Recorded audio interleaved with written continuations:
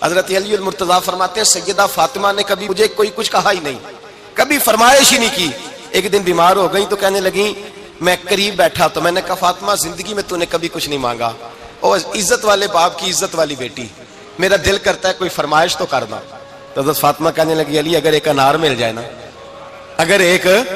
میرا دل کر رہا ہے اگر ایک انار مل جائے، ایک انار مل جائے تو طبیعت چاہ رہی ہے انار کھانے کو۔ مولا علی شیر خدا فرماتے میں گیا، ایک انار خریدا بازار سے، 1 دینار تھا میری جیب میں، انار خرید کے جب واپس پلٹا نا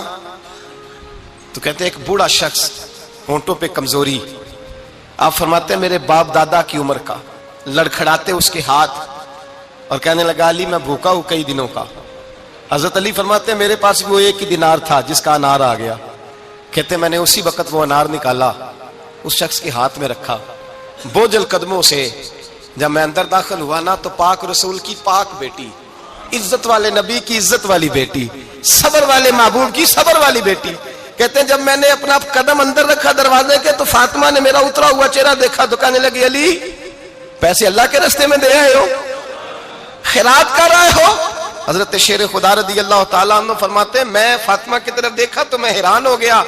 میں نے کہا فاطمہ تجھے، کہنے لگی مجھے یقین ہے آپ انار لینے گئے تھے، آپ نے خرید بھی لیا تھا، اور مجھے پتا ہے علی میرے ساتھ بے وفائی ہو ہی نہیں سکتی، یہ کسی سوالی نے مانگ لیا ہوگا، علی آ جا،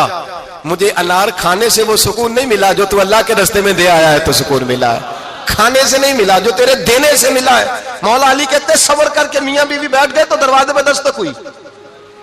کہتا میں اٹھ کے دروازے پہ گیا تو حضرت سلمان فارسی دروازے پہ کھڑے تھے، انہوں نے نا 9 انار مجھے دیے، کہنے لگے نبی پاک نے بھیجے ہیں، یہ 9 انار ہے نبی پاک نے بھیجے ہیں۔ تو حضرت علی شیر خدا فرمانے لگے ہمارے نہیں کسی اور کے ہیں، ہمارے نہیں کسی پڑوسی کے ہیں، دائیں بائیں دیکھ لے، کہنے لگے نہیں تمہارے ہی ہیں، فرمانے لگے نہیں میرے ہوتے تو 10 ہوتے،